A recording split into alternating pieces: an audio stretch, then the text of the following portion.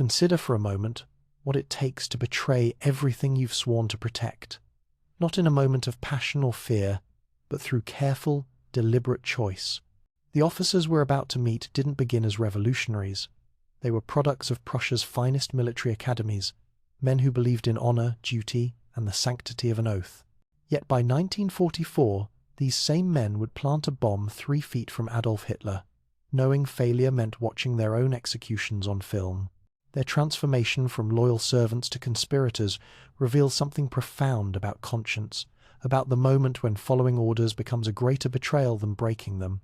Before we jump back in, tell us where you're tuning in from, and if these history tales fascinate you, make sure you're subscribed because tomorrow I've saved something extra special for you. The year is 1933, and Ludwig Beck cannot sleep. It's 3 in the morning in his Berlin apartment, and the chief of the German General Staff sits alone in his study, surrounded by books on military strategy and Prussian history.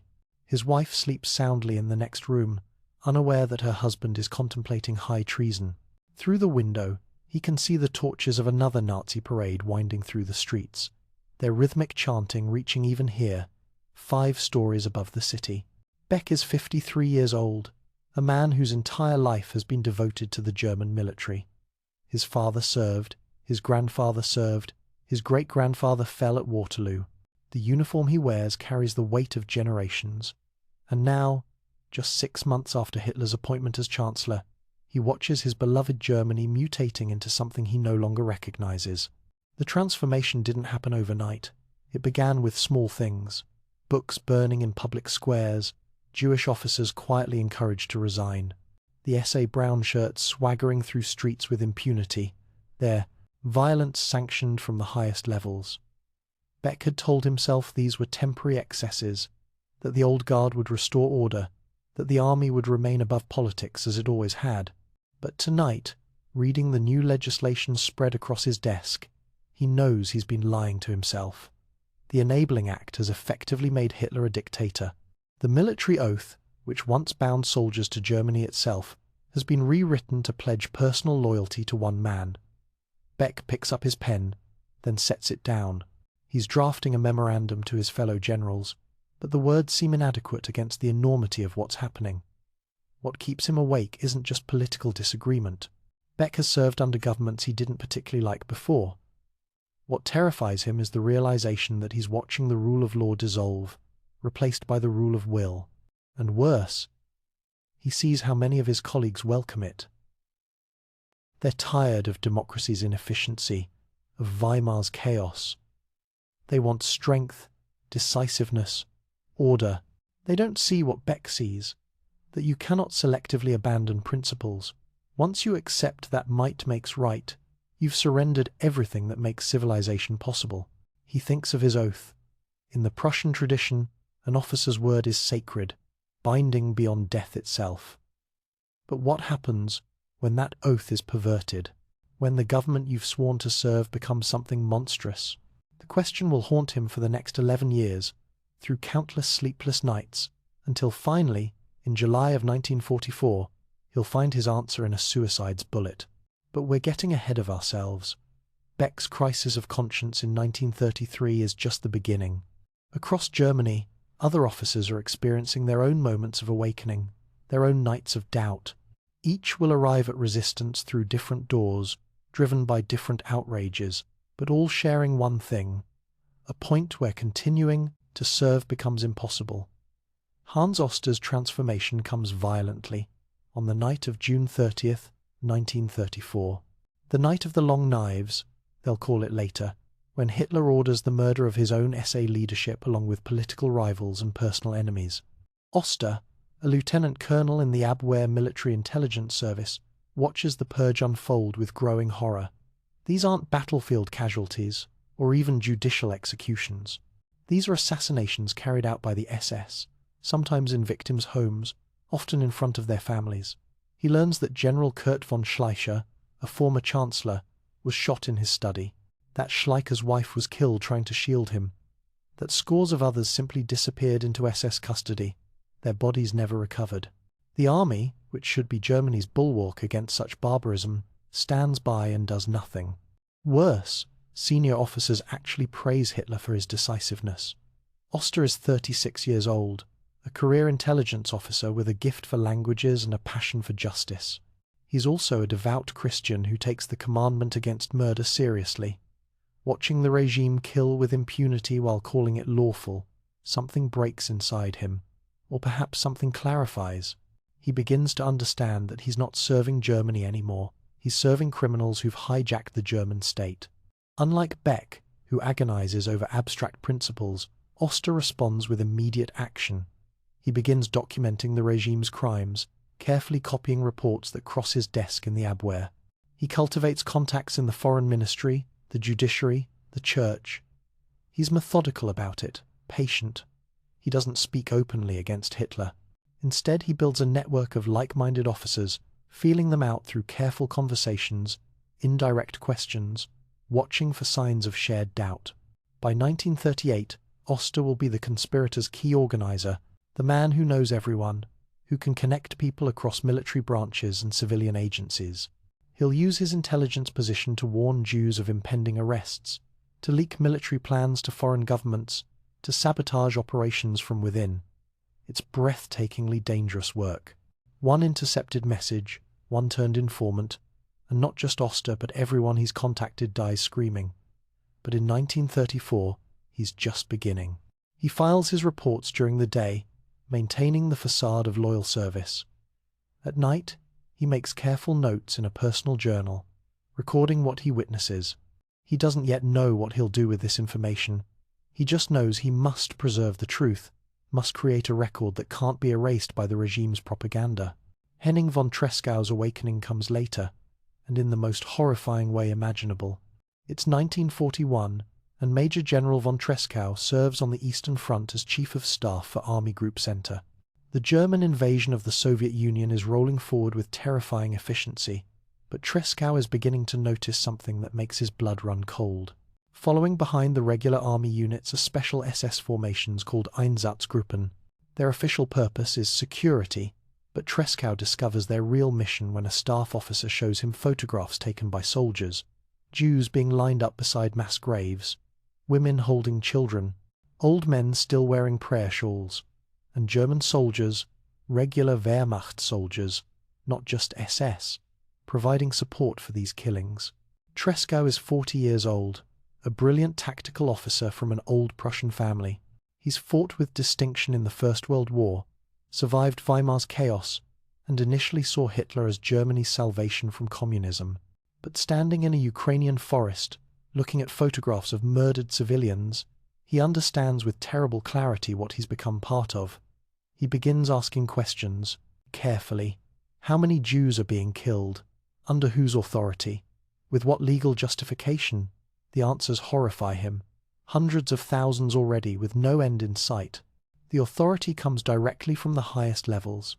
There is no legal justification because the regime has placed itself above law. Unlike Beck, who philosophizes, or Oster, who documents, Tresckow responds with immediate military action.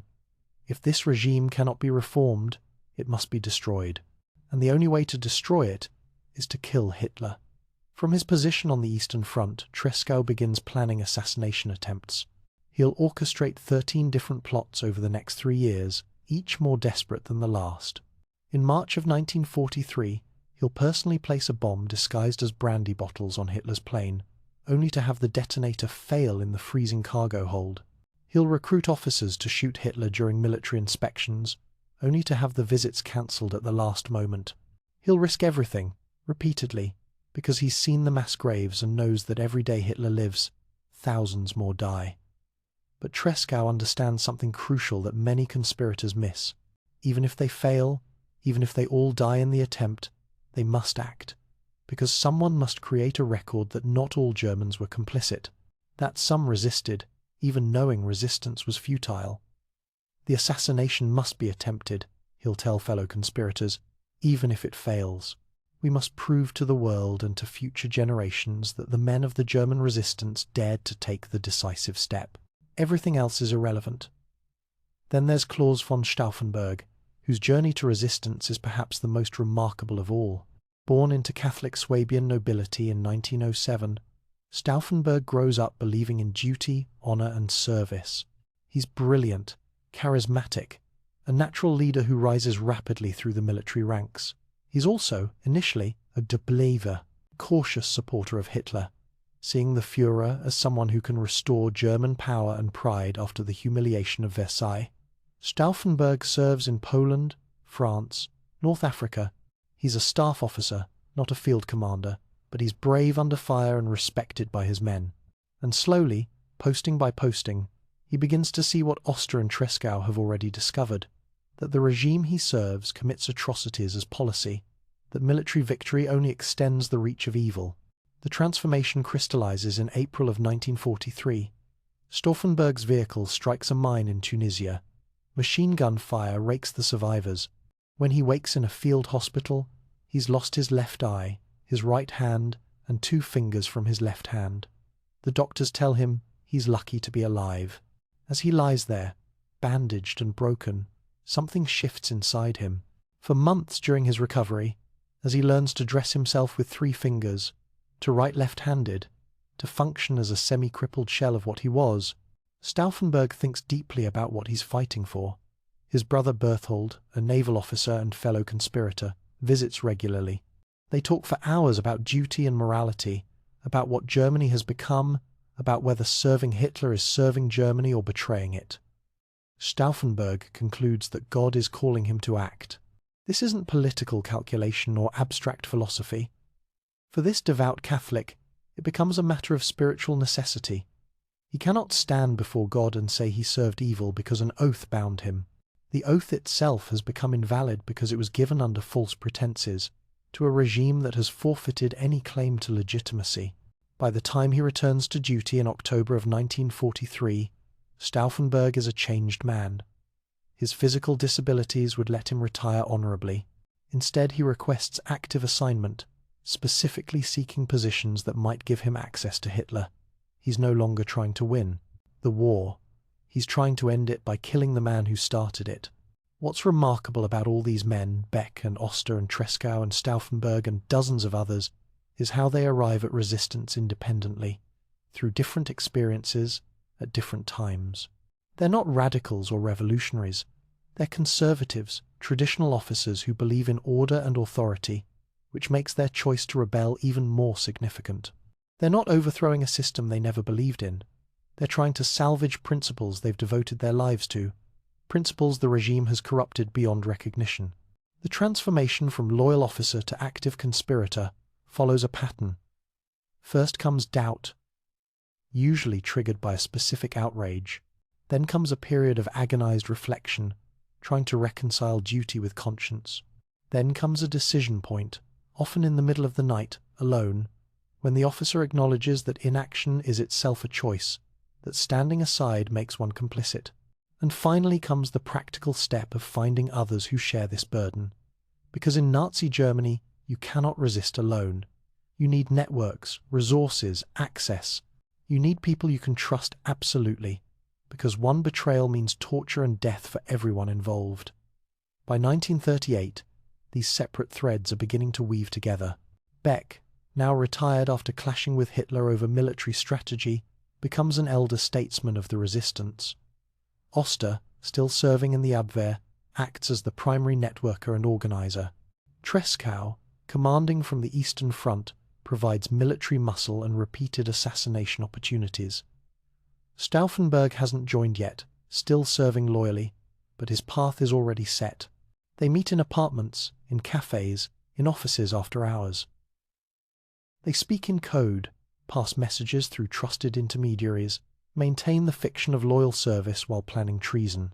They're building something unprecedented, a military conspiracy against a military dictatorship, from inside the dictatorship itself. The risks are extraordinary. The Gestapo has informants everywhere. Neighbors report neighbors. Colleagues denounce colleagues. The regime has perfected the machinery of surveillance and terror. Yet still the conspiracy grows, because for these men, the alternative, doing nothing, is simply unbearable. Imagine being in their position. You've built your life around service and honor. You've sworn sacred oaths. You've trained to follow orders without question. And now you're planning to betray everything you've been taught to value, knowing that if you fail, you'll die in the most humiliating and painful ways the regime can devise. Yet they persist. They recruit carefully, vetting potential members for months before making contact. They create cells so that if one group is compromised, the others might survive. They draft political platforms for post-Hitler Germany, trying to imagine what comes after, how to rebuild a shattered nation.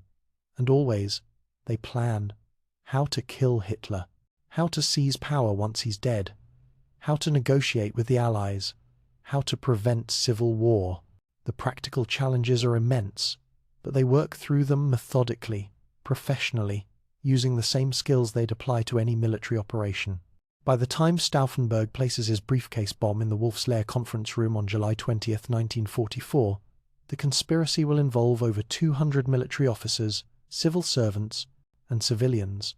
It will span from Paris to Warsaw, from Berlin to Munich. It will represent thousands of hours of dangerous meetings, coded messages, last-minute changes, as participants are transferred or arrested or killed in combat. But in 1933, when Ludwig Beck sits alone in his study at 3 a.m, none of this exists yet. There's just one troubled officer, wrestling with an impossible choice, hoping he's wrong about where Germany is heading. He isn't wrong. Over the next 11 years, everything Beck fears will come true, and worse. The regime will murder millions, devastate a continent, reduce Germany itself to rubble, and through it all, these officers will resist, quietly at first, then desperately, finally, catastrophically. Their story is one of courage, certainly, but it's also a story about failure, because despite their efforts, despite their sacrifices, they won't stop Hitler. The bomb will fail. The coup will collapse. They'll die by the dozens, by the hundreds when families are included, and Germany will fight on for another 9 months, killing and dying to the very end. So why does their story matter? Why should we care about this failed conspiracy, these officers who acted too late and achieved nothing? Because they proved that choice remains possible even in the heart of darkness, that individual conscience can resist totalitarian power, that some things matter more than survival, more than career, more than comfort. They created a moral record in blood, a testimony that not all Germans followed blindly, that some saw clearly and acted accordingly. And their example reverberates still, through military doctrine and international law, through ceremonies and memorials, through the questions young officers ask themselves when faced with orders that feel wrong. The July 20th conspirators didn't change the war's outcome, but they changed history's judgment of Germany, and they changed our understanding of duty itself. Building a conspiracy in Nazi Germany is like constructing a house of cards during an earthquake. Every connection you make creates another vulnerability. Every conversation risks exposure. Every recruit might be the informant who brings the entire structure crashing down. Yet somehow, between 1938 and 1944, German military officers created an underground network that spanned 3 continents, connected dozens of cells, and came within inches of changing the course of history. The network doesn't spring into existence fully formed. It grows slowly, organically, like roots spreading through soil, and at its center, coordinating everything, sits Hans Oster in his office at the Abwehr headquarters on Tirpitzufer in Berlin. Oster's official position is Deputy Director of the Abwehr, Germany's military intelligence service. It's perfect cover for a conspirator. Intelligence officers are supposed to have secretive meetings, maintain unusual contacts, communicate in code. Oster uses these legitimate activities to mask treasonous ones, and his boss, Admiral Wilhelm Canaris, either doesn't notice or chooses not to. Actually, that's not quite accurate. Canaris almost certainly knows. The old admiral is himself deeply opposed to Hitler, though he's too cautious to actively conspire. Instead, he creates space for Oster to operate, looking the other way at crucial moments, providing diplomatic cover when suspicions arise. It's a delicate dance. Canaris can't openly support the conspiracy without risking everything, but he can fail to notice certain things, can be conveniently absent when sensitive meetings occur. In Oster's office, behind a locked door, beneath official intelligence files, sits a list. It's written in his own hand, constantly updated, and if discovered would send dozens to their deaths. The list contains names of potential conspirators, people Oster has identified as possible allies. Each name represents months of careful observation. How do you identify a fellow conspirator in a totalitarian state? You can't simply ask. One wrong approach, one person who reports you, and you're finished. Instead, Oster develops techniques, subtle ways of testing loyalty and moral boundaries. He might mention, casually, some atrocity reported in intelligence summaries. Then he watches the reaction. Does the person justify it, make excuses, or do they show discomfort, express doubt? He tests with small heresies first, a mild criticism of some minor policy, a question about whether certain actions are necessary. If the person responds with rigid party-line defense, Oster backs off. But if they engage, if they show independent thinking, he goes a little further next time. It takes months to recruit someone. Multiple conversations across multiple meetings, gradually escalating levels of frankness, reading body language, tone of voice, the things people don't say as much as what they do. And always, the knowledge that you might be wrong, that the person across from you might be playing the same game, testing you, preparing to denounce you. The consequence of error is torture. The Gestapo doesn't simply execute conspirators. They extract information first, using techniques refined over years of practice. They want names, contacts, meeting places.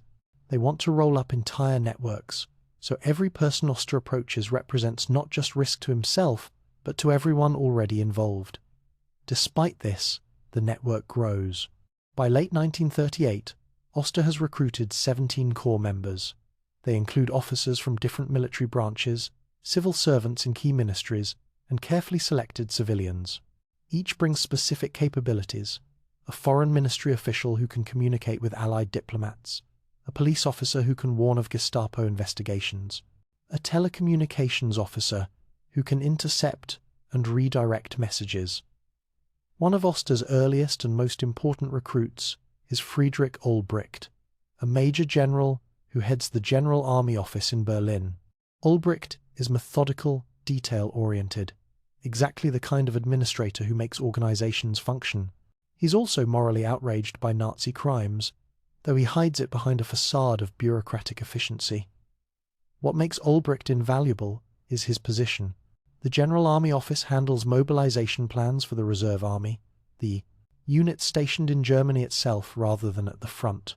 One of these plans is called Operation Valkyrie, designed to suppress civil unrest by deploying Reserve Army units to seize control of government buildings, communication centers, and transportation hubs. Olbricht realizes that Valkyrie, with small modifications, could be used to launch a coup. Instead of suppressing unrest, the same units could arrest Nazi leaders, secure Berlin, and install a new government. The plan already exists. It's already approved. It just needs to be activated at the right moment. Over months, working mostly at night, Olbricht carefully modifies Valkyrie. The changes are subtle enough that they don't trigger review, but significant enough that the operation becomes a coup mechanism. He creates false alerts that let him test parts of the plan without arousing suspicion. He identifies which officers commanding Reserve Army units can be trusted and which need to be bypassed or deceived. This is the practical genius of the conspiracy. They're not creating something from nothing. They're hijacking existing systems, using the regime's own structures against it. Valkyrie is approved Nazi emergency planning. Activating it requires no special authority. It just requires Hitler to be dead, or convincingly reported dead, so that Valkyrie's premise, a breakdown of civil order, becomes plausible. While Olbricht works on the coup mechanism in Berlin, Henning von Tresckow builds the conspiracy's reach on the Eastern Front. By 1941, Tresckow is Chief of Staff for Army Group Center, one of 3 massive formations invading the Soviet Union. His position gives him access to an enormous range of officers, and he uses it relentlessly. The Eastern Front is, paradoxically, easier for conspiracy building than Berlin. Officers face death daily, which clarifies moral thinking. They also witness atrocities firsthand, making abstract objections concrete. And the chaos of combat operations provides cover for unusual meetings and communications. Tresckow recruits systematically. He identifies junior officers with potential, has them transferred to his staff, then evaluates them carefully. Those who pass muster get promoted, given responsibilities, brought deeper into the network. He's essentially building a shadow command structure, parallel to the official one, ready to take action when the moment comes. His key recruit is Fabian von Schlabrendorf, a young staff officer who becomes Tresckow's closest confidant and assassination assistant. Schlabrendorf is brave, intelligent, and totally committed. He'll personally carry bombs onto Hitler's plane, knowing that if they're discovered, he'll die in ways that don't bear thinking about. Together, Tresckow and Schlabrendorf orchestrate assassination attempt after assassination attempt. In March of 1943, they place the brandy bottle bomb on Hitler's plane. When it fails, Schlabrendorf has to fly to Hitler's headquarters the next day, retrieve the package before it's opened, and casually explain it away as a misunderstanding.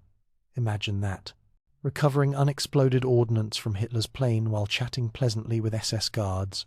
In November of the same year, they recruit a young cavalry officer named Axel von dem Buscher to blow himself up along with Hitler during a military equipment demonstration. Von dem Buscher agrees without hesitation. He's witnessed mass executions of Jews in Ukraine and concluded that killing Hitler is worth any price, including his own life. But the demonstration is cancelled when Allied bombs destroy the equipment. This happens repeatedly. 13 different assassination plans, each painstakingly prepared, each requiring enormous courage from the officers involved. And 13 times, circumstances intervened. Meetings cancelled, schedules changed, security precautions increased. It's almost enough to believe in fate, in some dark protection surrounding Hitler. But Tresckow persists because he understands something crucial. Military success is making Hitler stronger. Every victory, every conquered nation, increases his grip on Germany and makes resistance harder. The only window for action is now, while the war still rages, while military officers still have access and authority. Wait too long, and either Germany wins, in which case Nazi horror becomes permanent, or Germany loses, in which case defeat brings its own catastrophic consequences. The network's reach extends beyond Germany itself. In occupied France, Caesar von Hofacker recruits officers in Paris, preparing them to arrest SS leaders and negotiate with the Allies when the coup begins. In occupied Poland, officers create dead drops and safe houses, maintaining communication lines despite Gestapo surveillance. Even in North Africa before the German collapse there, sympathetic officers identify each other through careful conversations. What's remarkable is the diversity of motivations. Some conspirators are motivated by moral horror at Nazi crimes, others by practical calculation that Hitler is leading Germany to destruction. Some are devout Christians who see resistance as religious duty. Others are secular conservatives who want to restore traditional governance. A few are socialists who opposed Nazism from the beginning but stayed in the military to fight from within. This creates tension. The conspirators can agree that Hitler must die, but they disagree about what comes after. Should Germany be a monarchy, a republic, a military dictatorship? Should it surrender unconditionally or try to negotiate peace? Should Nazi leaders be tried, exiled, or simply replaced? These questions generate heated debate during planning sessions, and they're never fully resolved. But Oster and others recognize that perfect agreement isn't necessary. The primary goal is Hitler's death. Everything else can be worked out afterward. This pragmatism keeps the conspiracy together despite ideological differences. Communication is the network's greatest challenge and greatest vulnerability. Conspirators can't use official channels, which are monitored. They can't use mail, which is censored. They can't make phone calls, which are tapped. Instead, they rely on trusted couriers, face-to-face meetings, and elaborate codes. One technique is the official visit. An officer from Berlin needs to inspect units on the Eastern Front. He travels with proper authorization, meets with local commanders for legitimate reasons, and during these official visits, manages to have private conversations in staff cars or during walks where they can't be overheard. The meetings look entirely proper, only the conversations are treasonous. Another technique is the social gathering. Officers' wives host dinner parties, entirely normal in military society. During these events, in quiet corners or on garden walks, conspirators exchange information. The wives often know what's happening. Some actively participate, acting as couriers or providing safe houses. Others suspect but don't ask, understanding that ignorance provides some protection. The conspiracy uses code words extensively. Weather conditions means the current political situation. Hunting season means assassination planning is active. The forest is burning means the Gestapo is investigating.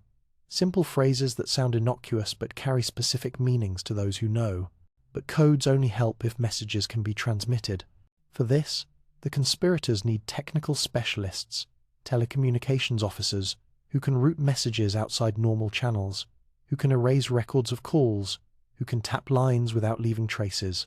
Finding such specialists and ensuring their loyalty is yet another layer of risk. The Abwehr helps here. As an intelligence agency, it legitimately needs secure communications. Oster uses this cover to create messaging systems that serve double duty. Official, intelligence traffic conceals conspiratorial messages. Foreign contacts established for intelligence purposes become channels for communicating with the Allies. By 1943, some conspirators are actually trying to negotiate with Britain and America. They send emissaries to neutral countries, to Sweden and Switzerland, trying to communicate that a German resistance exists, that if Hitler is removed, Germany will surrender.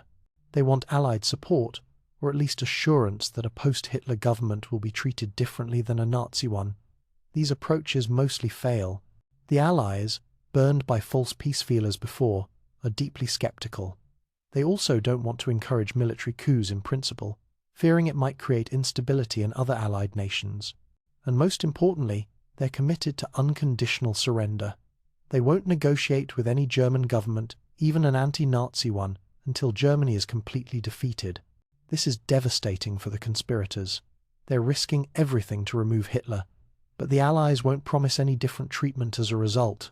Some conspirators argue this makes the coup pointless. If Germany will be treated the same way regardless, why bother? Why not just serve loyally and hope for the best?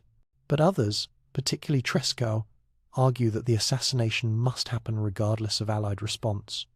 The assassination must be attempted, he tells fellow conspirators in a meeting that Schlabrendorf will later recount. Even if it fails, even if we all die, we must prove to the world and to future generations that men of the German resistance dared to take the decisive step. Nothing else matters compared to that. This becomes the conspiracy's spiritual center. It's not about personal survival or even national advantage. It's about moral witness, about proving that conscience can resist tyranny, that individual human beings can choose differently even in the heart of darkness. The conspiracy becomes almost religious in nature, a kind of martyrdom undertaken for Germany's soul rather than its body. By early 1944, the network includes over 200 active members and perhaps another 1,000 who are aware and sympathetic, but not directly involved. It's an astonishing achievement, this secret organization built inside a police state, this shadow government preparing to seize power. But it's also desperately fragile. Members are being killed in combat, transferred to different posts, occasionally arrested for unrelated offences. The Gestapo doesn't know about the conspiracy specifically, but they know resistance exists somewhere, and they're methodically investigating. Several times, they come terrifyingly close to uncovering everything. In April of 1943, Hans von Dohnanyi, one of Oster's key colleagues, is arrested by the Gestapo on corruption charges. The charges are pretext, but Dohnanyi has documents linking him to the conspiracy. For weeks, the whole network holds its breath while Dohnanyi is interrogated. He reveals nothing, protects everyone, and eventually the investigation stalls for lack of evidence. But it's a near miss that shows how vulnerable the conspiracy is. Oster himself is dismissed from the Abwehr in April of 1944 after the Gestapo becomes suspicious of his activities. He loses his cover, his access, his ability to protect the network. The conspiracy's central coordinator is suddenly a civilian under surveillance, unable to communicate safely with his own operatives. This forces reorganization. Stauffenberg, who has recently been appointed Chief of Staff to the commander of the Reserve Army, becomes the new central figure. His position gives him access to Hitler's military briefings, which makes him the ideal assassination candidate. His disabilities, his missing hand and eye, actually help, because no one suspects a wounded war hero of treason. Stauffenberg brings new energy and urgency to the conspiracy. Unlike the older members, who've been planning for years, Stauffenberg wants immediate action. Germany is collapsing on all fronts. The Allies have landed in Normandy. The Soviets are pushing west. Every day of delay means more destruction, more death, more horror. The time for careful preparation is over. The time for desperate action has arrived. In his apartment in Berlin's Wannsee district, late at night after his family sleeps, Stauffenberg meets with other conspirators. His brother Berthold, a naval officer, Friedrich Olbricht, still refining Valkyrie, Ludwig Beck, the conspiracy's elder statesman, Caesar von Hofacker, visiting from Paris. They spread maps across the table, review plans, identify potential problems. The plan is now concrete.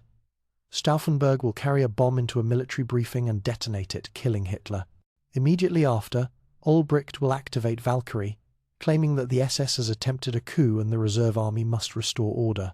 Reserve army units will seize government buildings across Germany and occupied Europe. Nazi leaders will be arrested. A provisional government will be announced. It depends on everything happening quickly, before the SS can react, before conflicting orders create confusion. It depends on key officers acting decisively. It depends on luck. They all know the odds. Most attempts fail. Most conspiracies are discovered. Most resistors die. But they also know that doing nothing is itself a choice to remain complicit. And that's a choice these men can no longer make. So they prepare. Stauffenberg practices assembling the bomb with 3 fingers and 1 eye, timing himself until he can do it in under 10 minutes. Olbricht stockpiles false orders, ready to be distributed. Beck drafts proclamations for the new government. Von Hofacker returns to Paris to alert conspirators there. The network is ready, fragile, vulnerable, desperately improvised, but ready. All they need now is one more meeting, one more briefing, one more chance to get Stauffenberg and his briefcase into the same room as Hitler. That chance will come on July 20th, 1944. And for 6 hours, the fate of Germany and millions beyond will hang on the decisions of individual officers, holding telephone receivers in each hand, receiving contradictory orders, trying to determine which government is real and which is illusion. The underground network has done what seemed impossible. It has survived, grown, and prepared. Now everything depends on whether 975 grams of plastic explosive will function as designed, whether ancient oak tables will channel blast effectively, whether one man's courage can change the trajectory of history itself. The morning of July 20th, 1944 begins like any other morning at the Wolf's Lair, Hitler's military headquarters deep in the East Prussian forest. Guard rotations change. Kitchen staff prepare meals. Staff officers review intelligence reports. No one knows that within hours, Germany will teeter between 2 possible futures, balanced on the edge of a briefcase bomb and the courage of mutilated hands. Klaus von Stauffenberg wakes before dawn at his quarters in Berlin. He's scheduled to attend a military briefing with Hitler at the Wolf's Lair, a 3-hour flight away. This is his 3rd attempt in 2 weeks. Twice before, circumstances prevented the assassination. Meetings postponed, Hitler's schedule changed, security arrangements modified. Each failed attempt means rewinding the conspiracy, re-preparing the bomb, enduring another cycle of hope and crushing disappointment. But today feels different. Today, Stauffenberg can sense the narrowing window of history. Soviet forces are pushing toward Warsaw. American and British armies are breaking out from Normandy. Germany is dying, and with every passing day, the conspiracy's purpose shifts from saving Germany to simply creating a moral record that some Germans tried. His adjutant, Lieutenant Werner von Haften, helps him dress. This is difficult, with 1 hand and 3 fingers. The uniform must be perfect because any irregularity might trigger suspicion. Together, they pack the briefcase. 2 bomb packages, each containing British-made plastic explosive captured from Allied commandos, detonators, fuses, pliers for breaking the acid capsule that will begin the 10-minute countdown. They drive to Rangsdorf airfield where a Heinkel He-111 waits. The pilot knows nothing unusual about this flight. Just another staff officer attending another briefing. Routine. The plane takes off at 7 o'clock, climbing through morning mist, heading northeast toward East Prussia. In the passenger compartment, Stauffenberg sits quietly, holding the briefcase on his lap. Inside it is Germany's future, concentrated into less than 1 kilogram of explosive. If everything works, Hitler dies, the conspiracy activates, the war ends. If anything fails, Stauffenberg and everyone he's contacted will die by piano wire while cameras capture their agony for Hitler's entertainment. Consider for a moment what must be going through his mind. He's 36 years old, married to a woman he loves deeply, father to 5 children with a 6th on the way. He has every reason to choose survival. He could claim his injuries make him unfit for further service. He could request a quiet posting. He could wait out the war and hope Germany's defeat isn't too catastrophic. Instead, he's flying toward probable death, carrying a bomb, planning to blow himself up along with Hitler if necessary. The transformation from loyal officer to suicide assassin is complete. The plane lands at Rustenburg airfield at 10:15. A staff car drives Stauffenberg and Heften through multiple security checkpoints to the Wolfslair compound. It's an extensive facility, covering several square kilometers of forest protected by minefields, guard towers, anti-aircraft batteries. Everything here is designed to keep Hitler safe. Stauffenberg reports to Field Marshal Wilhelm Keitel, Chief of the Armed Forces High Command. Keitel is not part of the conspiracy. He's a loyal Nazi, nicknamed La Keitel by other officers because he's so obsequious. But protocol requires Stauffenberg to check in with him before the briefing. "You're late," Keitel says, checking his watch. "The meeting starts in 20 minutes. You'll need to present the reserve army situation quickly." "Of course, sir." Stauffenberg remains perfectly calm, professional. He's rehearsed this moment hundreds of times in his mind. "You'll have to use the briefing hut instead of the bunker," Keitel adds. "It's too hot for the concrete bunker today. This is the first major deviation from planning. The bunker, with its thick concrete walls and ceiling, would contain the blast, ensure Hitler's death. The briefing hut is a wooden building with open windows. Blast will escape. Shrapnel will dissipate. But there's no time to reconsider, no way to postpone again. It has to be today." "No problem, sir." Keitel leaves to prepare for the meeting. Stauffenberg asks an aide where he can freshen up before the briefing. The aide directs him to a washroom. Heften follows, carrying his own briefcase, which contains the second bomb package. In the washroom, Stauffenberg sets his briefcase on the floor and opens it. His hands are shaking slightly, not from fear but from the physical difficulty of what he's about to do. With 3 fingers on his left hand, he must remove both bomb packages, use pliers to break the acid capsule on one detonator, then pack that activated bomb back into the briefcase. He manages to activate one package. 10 minutes until detonation.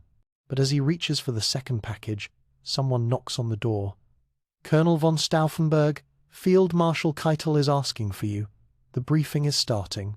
No time. He leaves the second bomb package with Heften, closes the briefcase with just one activated bomb inside, and follows the aide toward the briefing hut. This is another deviation. 2 bombs would guarantee Hitler's death even in the open-air hut. 1 bomb might not be enough, but there's no choice. The acid is eating through the wire. In approximately 8 minutes, the detonator will fire. Stauffenberg must be far from the blast by then, must be able to claim he wasn't present, must survive to confirm Hitler's death and activate Valkyrie. The briefing hut is a simple wooden structure, roughly 12 meters by 15 meters, with windows along the walls providing ventilation. Inside, a large oak table dominates the room, covered with maps showing the deteriorating military situation. Around the table stand approximately 24 officers and officials, discussing the Eastern Front where Soviet forces are advancing relentlessly.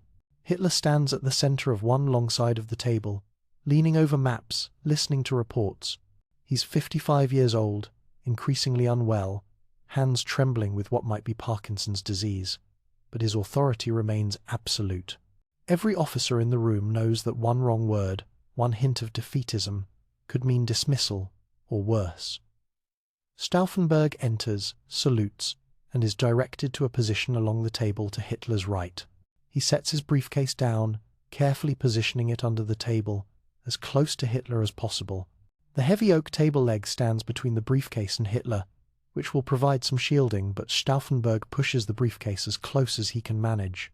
An officer named Colonel Heinz Brandt is standing next to Stauffenberg, leaning over the table to see the maps better.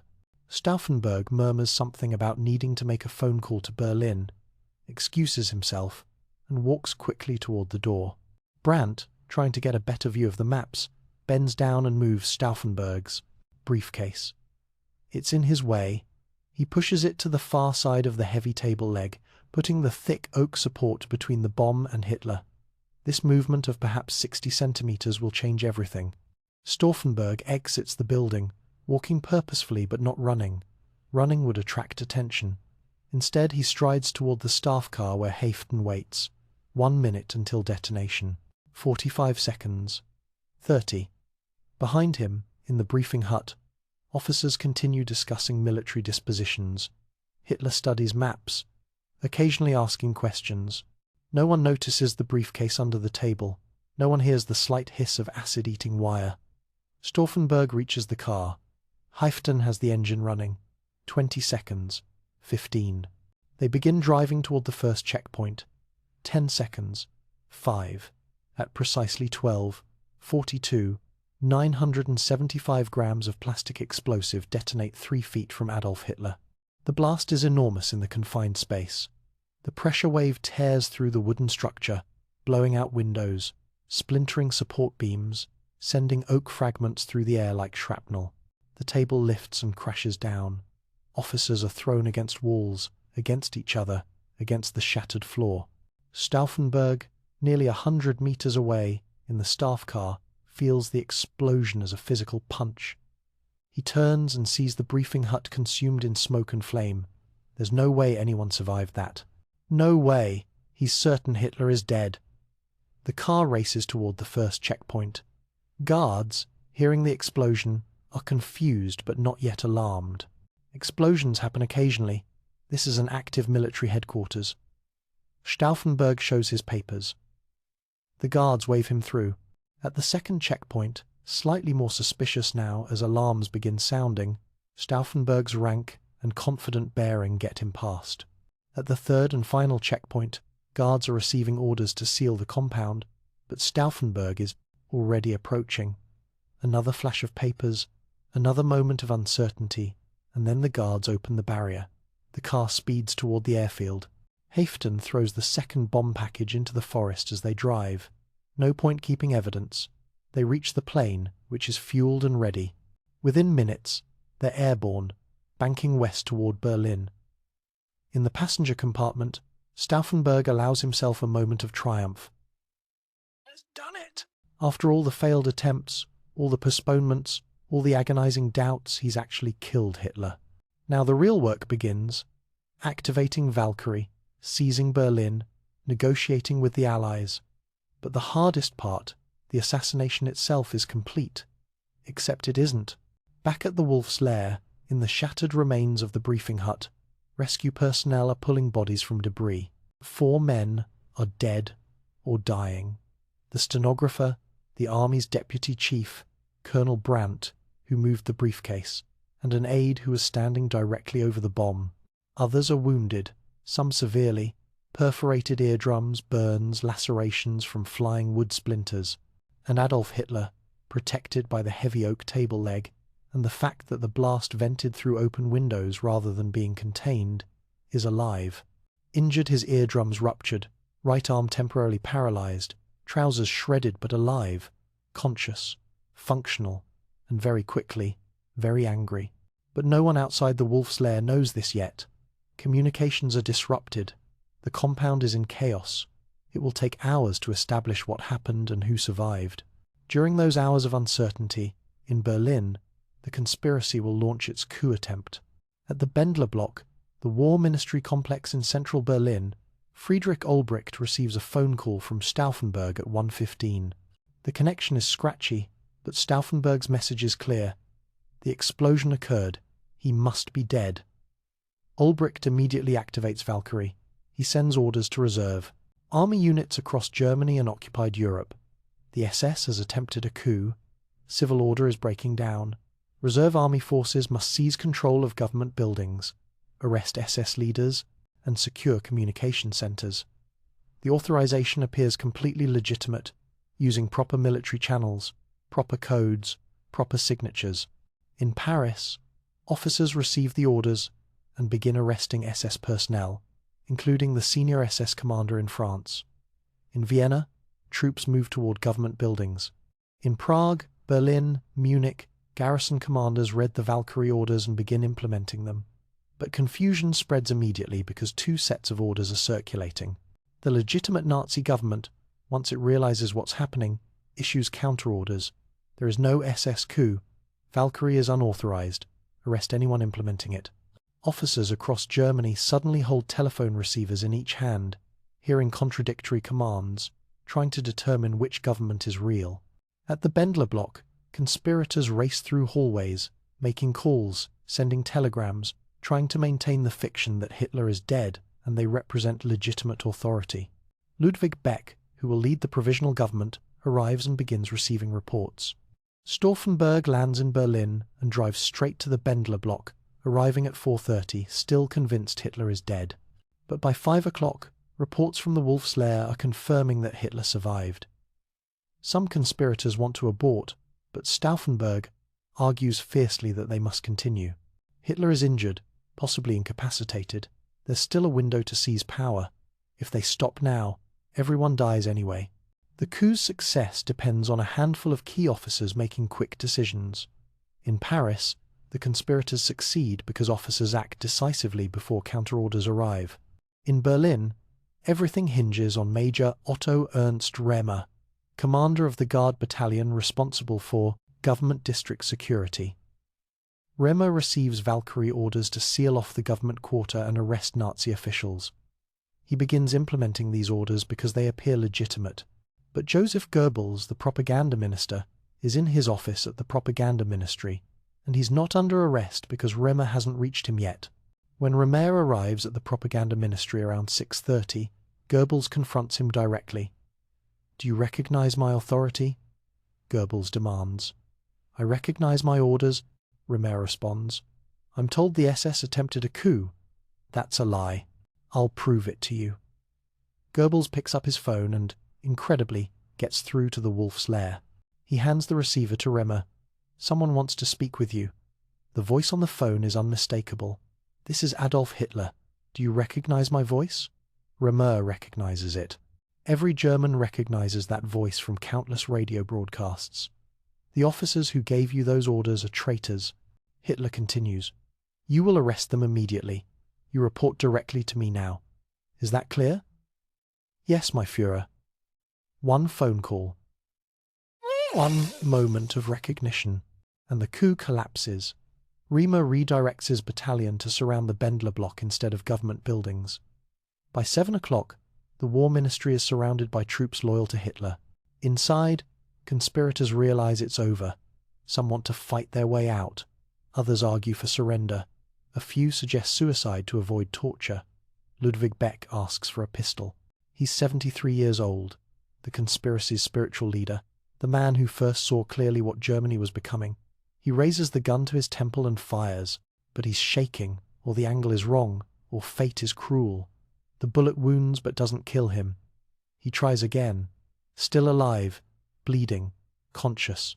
An officer named Otto Fromm, who has been playing both sides throughout the day, decides to salvage his own position by executing the conspirators. Immediately, before the Gestapo can interrogate them and reveal his own complicity, he convenes a quick military tribunal in the Bendler block courtyard. Ulbricht, Stauffenberg's adjutant Halfdan, and another officer named Albrecht Merz von Quernheim are sentenced to death immediately. No appeals, no delays.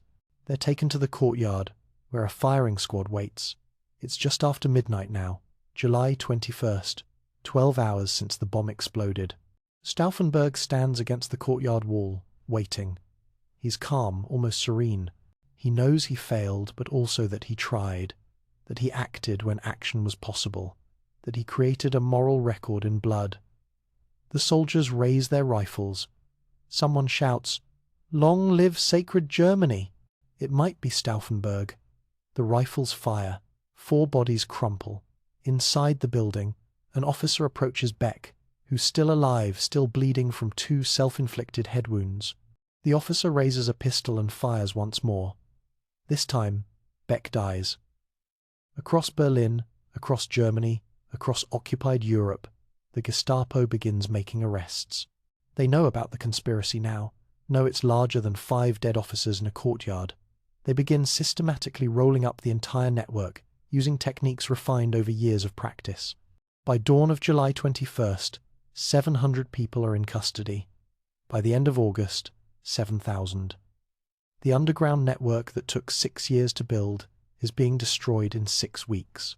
But before we examine that destruction, consider what happened on July 20th. For 6 hours, Germany had 2 competing governments. For 6 hours, the outcome was genuinely uncertain. Officers in cities across Europe made individual choices about which orders to follow, which authority to recognize. Many chose the conspiracy, chose to arrest SS personnel and seize government buildings, even though doing so meant risking everything. In Paris, the conspirators actually succeeded. They arrested over 1,200 SS personnel, secured the city, and held it for hours before counter-orders arrived. In some units, officers refused to reverse their actions even after Hitler's survival was confirmed, arguing that the SS remained a threat regardless. These moments of choice, these individual decisions made by dozens of officers who will remain mostly anonymous to history, reveal something profound. Even in Nazi Germany, even at the height of totalitarian control, individuals retained agency.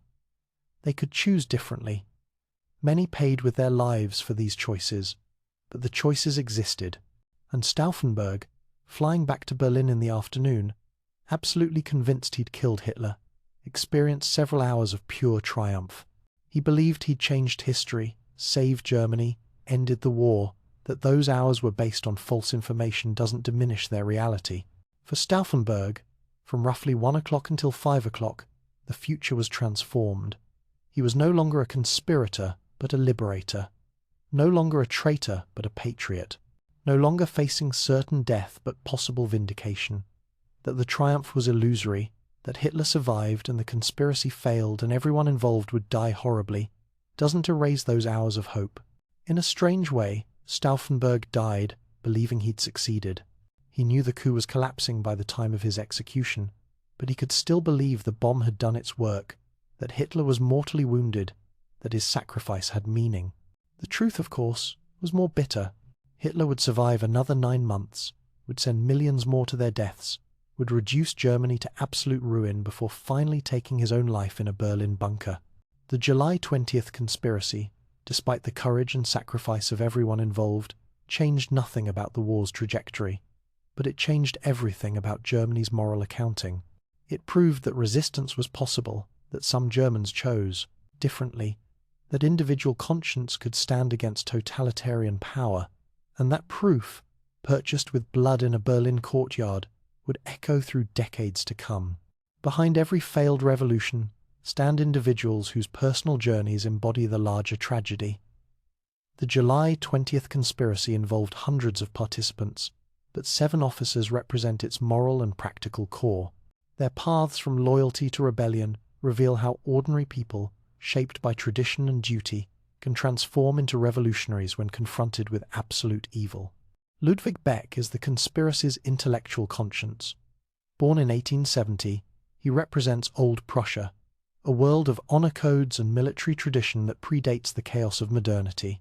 By the time Hitler takes power, Beck is already a respected general, chief of the Army General Staff, a man whose opinion carries enormous weight in military circles. Beck believes deeply in the army's role as protector of German civilization, not just military defender, but moral guardian. When Hitler begins politicizing the military, demanding absolute personal loyalty, Beck sees this as corruption of sacred principles. The army serves Germany, not one man. This distinction, which seems abstract, becomes for Beck the line between civilization and barbarism. In 1938, Hitler announces plans to invade Czechoslovakia, despite military assessments that Germany isn't ready for major war. Beck writes memorandum after memorandum, arguing logically, citing evidence, explaining why this course leads to catastrophe. Hitler ignores him. Beck realizes that rational argument has no power here, that Hitler operates outside the frameworks Beck understands, so Beck resigns. It's a principled stand, but ultimately ineffective. Hitler simply replaces him with someone more compliant. Beck learns a bitter lesson, that in a totalitarian system, individual protest achieves nothing. If you want to stop evil, you must destroy its source. He becomes the conspiracy's elder statesman, the figure who legitimizes resistance for younger officers. When they doubt whether opposing Hitler is justified, Beck's presence reassures them. He's not a radical or a revolutionary. He's traditional authority itself, choosing conscience over career. His decision to resist makes resistance respectable. On July 20th, Beck waits at the Bendler block, ready to lead the provisional government after Hitler's death. When the coup fails, he chooses suicide over capture, but even this final act goes wrong. His hands shake, his aim is off, and he survives 2 self-inflicted shots before another officer grants him mercy. Beck, who spent years trying to do the right thing, cannot even die correctly. Hans Oster is the conspiracy's practical organizer, the man who builds networks and makes connections. Unlike Beck, who comes to resistance through philosophical reasoning, Oster responds viscerally to Nazi violence. Watching the Night of Long Knives murders in 1934, he simply decides that this regime must be destroyed by any means necessary. His position in the Abwehr gives him perfect cover. Intelligence officers are supposed to meet secretly, communicate in code, and maintain unusual contacts. Oster uses legitimate activities to mask treasonous ones. He recruits systematically, documents Nazi crimes, and leaks information to the Allies. He's not conflicted about betraying military secrets, because he doesn't see it as betrayal. The regime itself has betrayed Germany. He's trying to save something worth saving. Oster's Christianity shapes his resistance. He believes God commands opposition to evil, that neutrality in the face of mass murder is itself sinful. He helps Jews escape Germany, warns victims of impending arrests, sabotages, deportation orders. Each action risks his life, but he accepts this as the price of remaining human in an inhuman system. By 1944, the Gestapo suspects him enough to dismiss him from the Abwehr.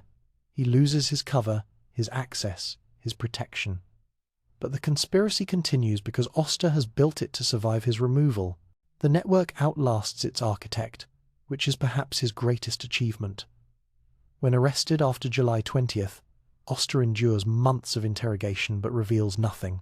The Gestapo tortures him systematically, trying to break him, but he protects everyone he can. He dies in April of 1945, hanged at Flossenburg concentration camp just days before American forces arrive. He's 57 years old. Henning von Treschow is the conspiracy's military driving force, the officer who understands that assassination requires relentless persistence. Born in 1901 into Prussian nobility, Treschow initially sees Hitler as Germany's salvation from communist threat. But serving on the Eastern Front, witnessing mass executions of civilians, he undergoes complete moral transformation. Treschow discovers that Wehrmacht units are providing logistical support for Einsatzgruppen killing operations. German soldiers, regular army soldiers, are helping murder Jewish women and children. This isn't some distant SS activity. It's his army, his command, his responsibility. He responds by making Hitler's assassination his personal mission. From his position as Chief of Staff for Army Group Center, he orchestrates 13 different attempts between 1942 and 1944. Each failure makes him more determined. He recruits officers willing to blow themselves up along with Hitler. He personally carries bombs onto Hitler's plane. He manipulates military schedules trying to create assassination opportunities. What makes Treschow remarkable is his clear understanding that success is unlikely. He knows the odds, knows most conspiracies fail, knows he's probably going to die. But he argues passionately that the attempt matters more than the outcome. Germany must create a moral record, must prove that some Germans resisted. Future generations must know that the choice to oppose existed, and that some people made it. When July 20th fails, Tresckow is serving on the Eastern Front. He could probably survive, could claim ignorance of the conspiracy's details. Instead, he walks into no man's land on July 21st and detonates a grenade against his head. He chooses the appearance of combat death to protect his family from Sippenhaft collective punishment. He's 43 years old. Klaus von Stauffenberg is the conspiracy's public face, the aristocratic officer whose physical courage makes him iconic. Born in 1907 into Catholic nobility, Stauffenberg grows up believing in service, duty, and hierarchy. He's intellectually gifted, naturally charismatic, and deeply religious. His faith shapes everything he does, providing both moral framework and existential courage. Initially, Stauffenberg is cautiously supportive of Hitler's nationalism. He wants Germany strong, wants Versailles overturned, wants German culture respected. But slowly, posting by posting, he recognizes that Nazi ideology corrupts everything it touches. Strength without morality becomes brutality. Nationalism without ethics becomes genocide. The transformation crystallizes during his recovery from wounds in 1943. Lying in hospital, missing an eye and a hand, he has months to contemplate whether his sacrifice serves anything worthwhile. His brother Berthold visits regularly, and they discuss theology, philosophy, duty.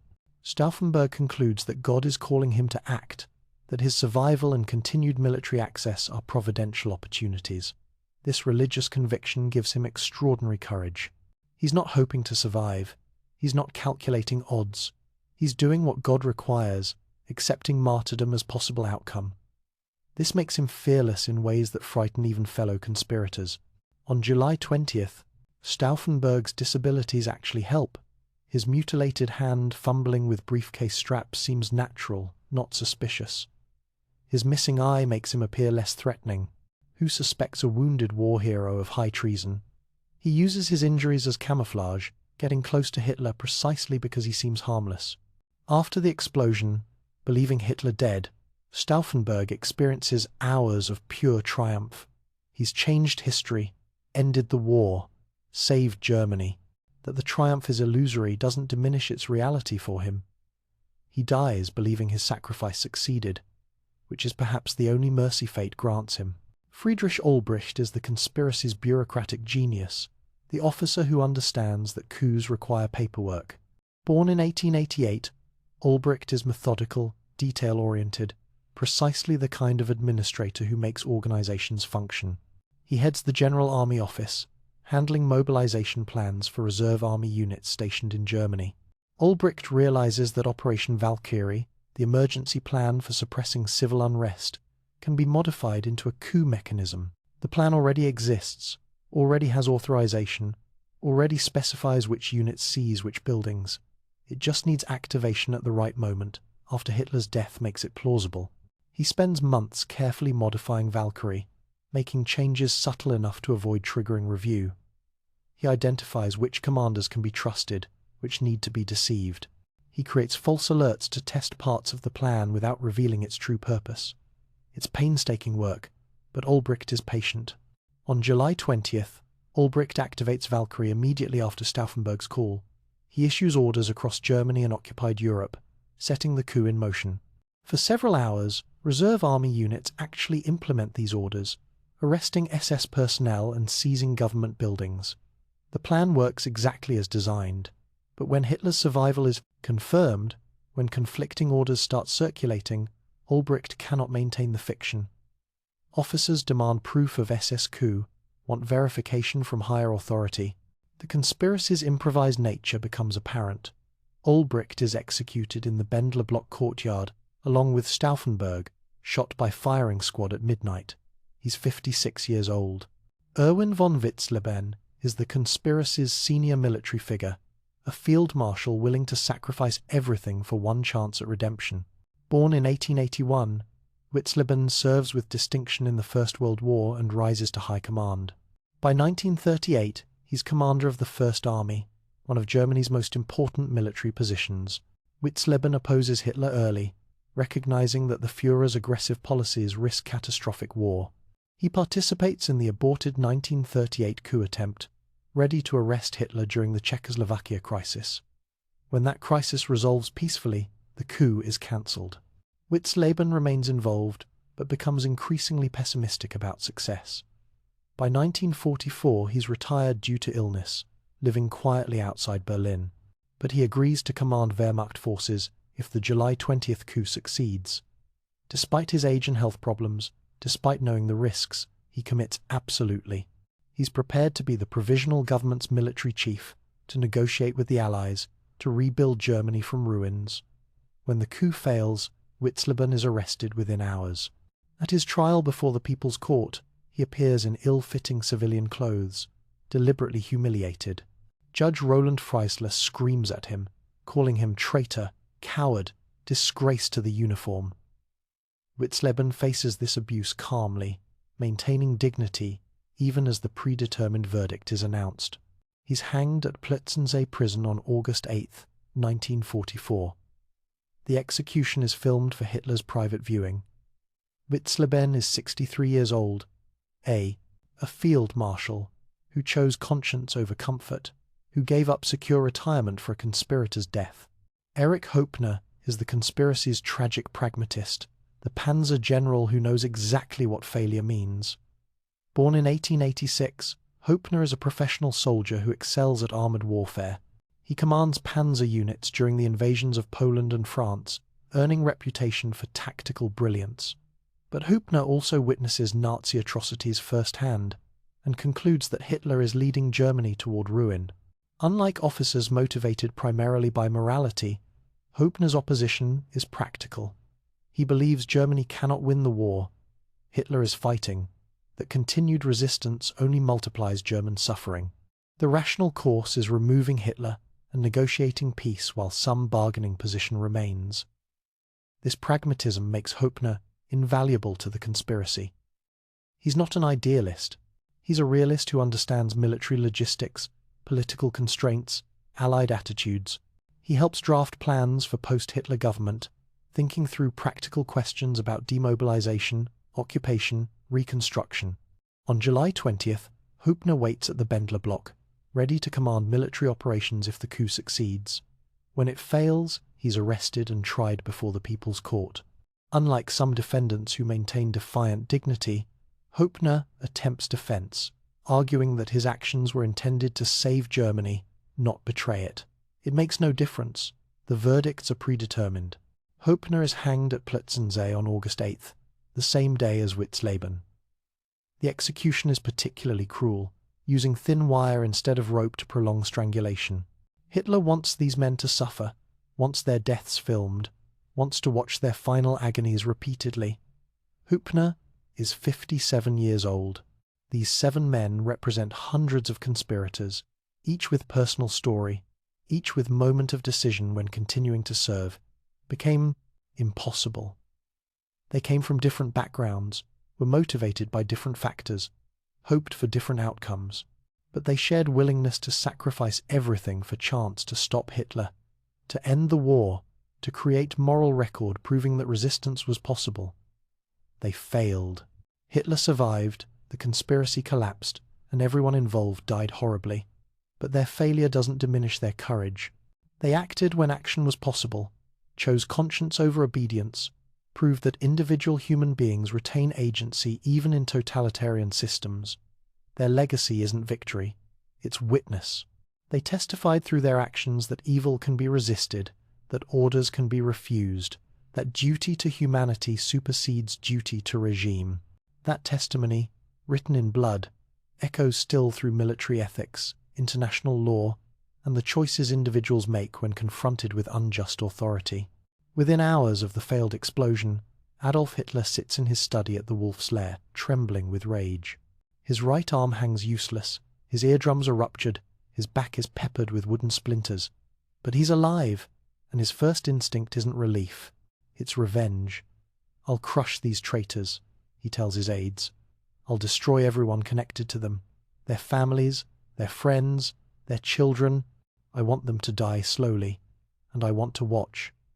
Heinrich Himmler, head of the SS, takes personal charge of the investigation. He has 7,000 Gestapo agents and unlimited authority. By midnight on July 20th, the first arrests begin. By dawn on July 21st, 700 people are in custody. The Gestapo already knows about some conspirators from previous investigations. Now they have license to sweep broadly, to arrest anyone, even remotely suspicious. The interrogation centers operate with industrial efficiency. Suspects are brought to Gestapo headquarters on Prinz Albrechtstrasse in Berlin, to basements converted into torture chambers. The techniques are refined from years of practice: beatings, sleep deprivation, stress positions, simulated drowning. The goal isn't just confession, but names. The Gestapo wants entire networks exposed, every connection traced, every participant identified. Some prisoners break quickly, providing names to stop the pain. Others resist for days, protecting fellow conspirators even as their bodies fail.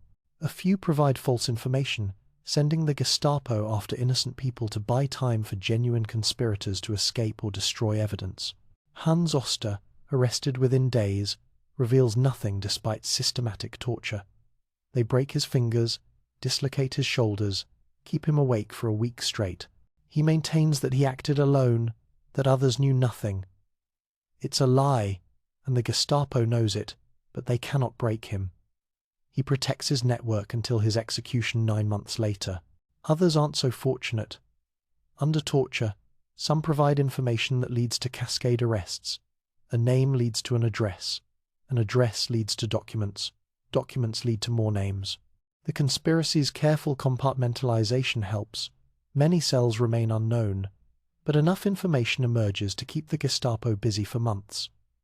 By the end of August, 7,000 people are arrested. Most aren't actually conspirators. They're relatives, colleagues, acquaintances. The regime operates under Sippenhaft, clan liability, holding that traitors' families share guilt. If one man conspires against Hitler, his wife, children, parents, siblings, all become suspects. Nina von Stauffenberg, Claus's wife, is 7 months pregnant when the Gestapo arrests her.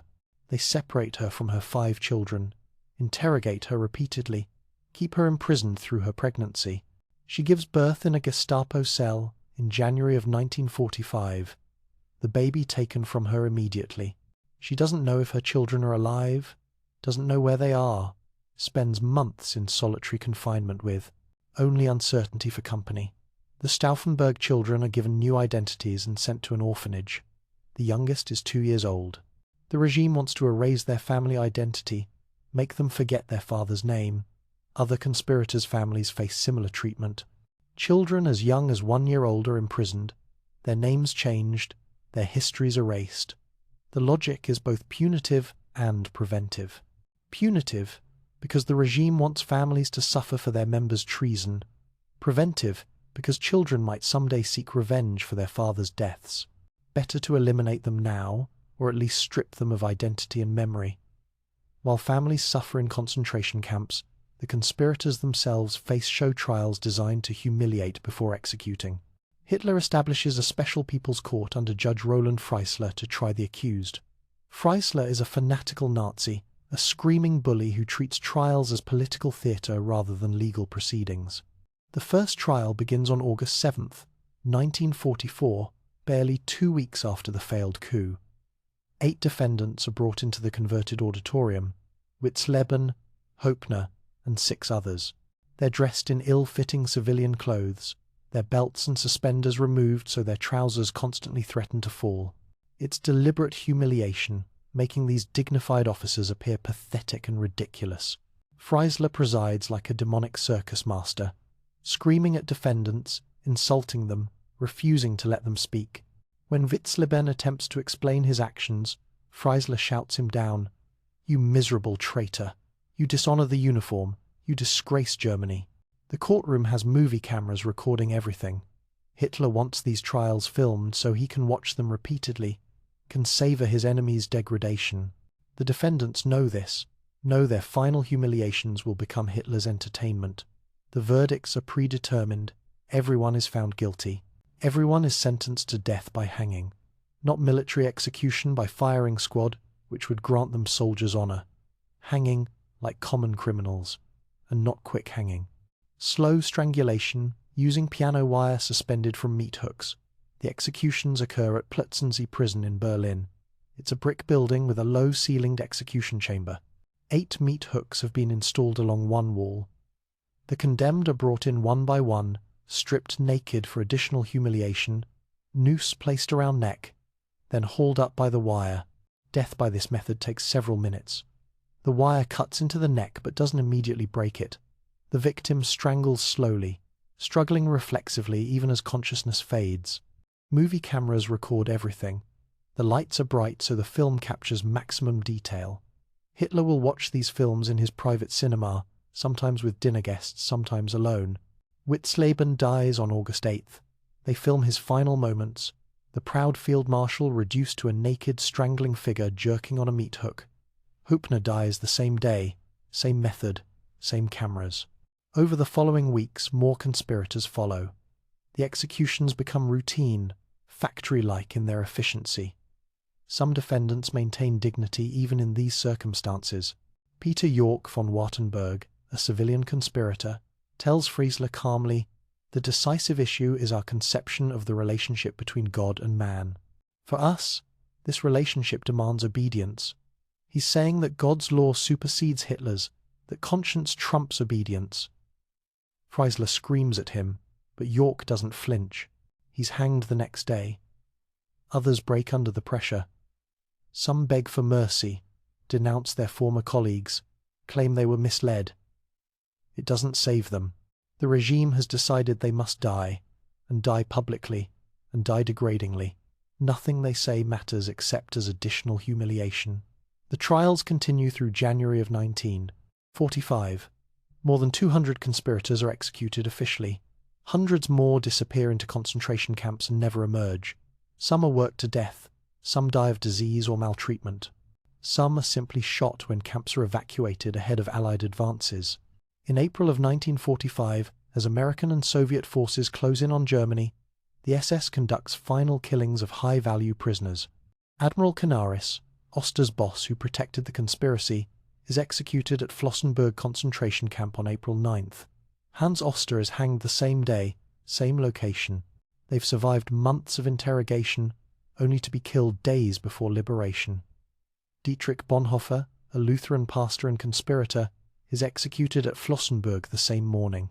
His last words reported by fellow prisoners are, "This is the end. For me, the beginning of life."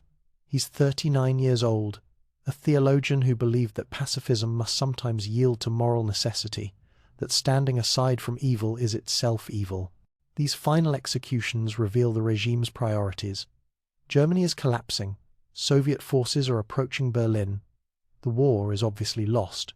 Yet Hitler uses precious resources to kill imprisoned conspirators rather than defend against invasion. Revenge matters more than survival. The conspiracy's existence haunts him to the very end. Consider the scale of this retribution. 7,000 arrests, 200 official executions, hundreds more unofficial deaths in camps, thousands of family members imprisoned, children orphaned or given false identities, and all this in response to a failed assassination attempt by a small group of officers. The disproportion reveals totalitarian logic. For Hitler, the conspiracy isn't just military threat. It's existential attack on his authority, proof that even loyal Germans might doubt him. He must crush it utterly, must make the price of resistance so terrible that no one ever attempts it again. But the brutality backfires in unexpected ways. The trials are meant to demonstrate Hitler's power, his ability to punish betrayal. Instead, they document the conspiracy's extent, prove that significant numbers of German officers opposed the regime. The filmed executions are meant to humiliate the conspirators. Instead, they preserve evidence of courage under impossible circumstances. And the Sippenhaft imprisonment of families, meant to destroy opposition bloodlines, actually create survivors who will spend decades defending the conspirators' memory. Nina von Stauffenberg survives the war, survives imprisonment, survives childbirth in a Gestapo cell. She spends the next 40 years fighting to clear her husband's name, to ensure history remembers him as patriot rather than traitor. The children imprisoned in orphanages, meant to forget their fathers, instead grow up seeking truth about their families. In the 1950s and 60s, they begin researching, interviewing survivors, piecing together what actually happened. They become custodians of their father's legacy. In this way, Hitler's revenge creates the conspiracy's immortality. If the conspirators had simply been shot quietly, they might have been forgotten. Instead, the show trials and filmed executions and family persecutions create documentation, create witnesses, create a story that cannot be erased. By May of 1945, when Germany surrenders unconditionally, thousands of conspiracy-related prisoners remain in camps. Some are liberated by Allied forces. Others die in the chaos of Germany's collapse. A few are murdered by SS guards in final acts of spite. The survivors emerge into a destroyed nation. Germany is occupied, divided, its cities reduced to rubble. The survivors carry physical and psychological scars from months or years of imprisonment. Many have lost entire families. Their homes are destroyed, their property confiscated, their social positions eliminated. They also carry the burden of memory. They know what the conspirators attempted, why they failed, what price was paid. They become living repositories of a history the world doesn't yet understand, a resistance movement that most Germans want to forget. Because here's the uncomfortable truth. Most Germans after the war want to move forward, not examine the past. The conspiracy is problematic. It proves some Germans resisted, which raises questions about why so many didn't. It demonstrates that military officers violated oaths, which troubles those who believe in absolute loyalty. It complicates narratives about German victimization under Allied bombing. So, in the immediate post-war years, the July 20th conspirators exist in a strange limbo. The Allies acknowledge their courage but don't celebrate them, wary of appearing to support military coups. Many Germans view them as traitors who broke sacred oaths. The survivors find themselves defending actions that should be self-evidently heroic but somehow remain controversial. This ambiguity will persist for decades, through German division and reunification, through changing historical interpretations and generational shifts. The blood and retribution of 1944 and 45 cast long shadows, shaping how Germany understands duty, obedience, and the limits of loyalty. In the spring of 1946, Alan Dulles makes a curious discovery. Dulles, who served as OSS station chief in Switzerland during the war and will later head the CIA, is investigating Nazi Germany's intelligence services.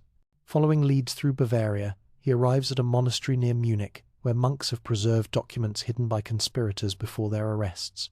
The papers fill several crates: letters, memoranda, draft political platforms, lists of proposed cabinet members for post-Hitler government. The conspirators knew they might fail, knew their motives might be misunderstood, so they documented everything. They created a paper trail proving this wasn't mere military coup but principled resistance rooted in moral conviction. Dulles reads through hundreds of pages, translating German into English, cross-referencing names and dates. What emerges is a story far more complex than Allied intelligence understood during the war. This wasn't a small group of disgruntled officers. It was a sophisticated network spanning years, involving hundreds of participants, driven by genuine opposition to Nazi criminality. He compiles a report for American authorities, arguing that these conspirators deserve recognition as resistance fighters, not dismissal as military traitors. The report circulates through Allied intelligence but generates little immediate response. The war is over, Germany is defeated, and the Allies are focused on occupation and reconstruction rather than re-evaluating wartime enemies. But Dulles's documentation preserves crucial evidence. Without these papers, much of the conspiracy's planning and motivation would remain unknown. The Gestapo destroyed most records during its investigations, wanting to eliminate proof of resistance's extent. The monastery documents survived because monks hid them, understanding their historical importance even when governments didn't. Meanwhile, in occupied Germany, Nina von Stauffenberg faces a different kind of battle. She's been released from prison, reunited with her children, but her husband is still officially recorded as traitor. His property was confiscated, his name erased from military records, his memory deliberately tarnished by Nazi propaganda. Nina begins a 30-year campaign to restore Claus's reputation. She collects testimony from survivors, tracks down witnesses, researches, documents. She writes letters to Allied authorities, to German officials, to historians. She's not asking for exoneration based on outcome. The conspiracy failed. She's arguing for recognition based on intent. Her husband acted from conscience, trying to save Germany from tyranny and prevent further catastrophe. This proves remarkably difficult. In the late 1940s and early 50s, Germany is divided and traumatized. West Germany is rebuilding under American influence, trying to establish democratic credentials. East Germany is under Soviet control, creating its own historical narratives. Neither side quite knows how to incorporate the July 20th conspirators into official memory. West German conservatives view the conspirators with suspicion. These were officers who broke their oaths, who attempted to kill their supreme commander during war. Traditional military values emphasize loyalty and obedience. The conspirators violated both, even if for good reasons. Some former Wehrmacht officers refused to attend memorials for the conspirators, considering them oath-breakers regardless of motivation. East German communists faced different problems.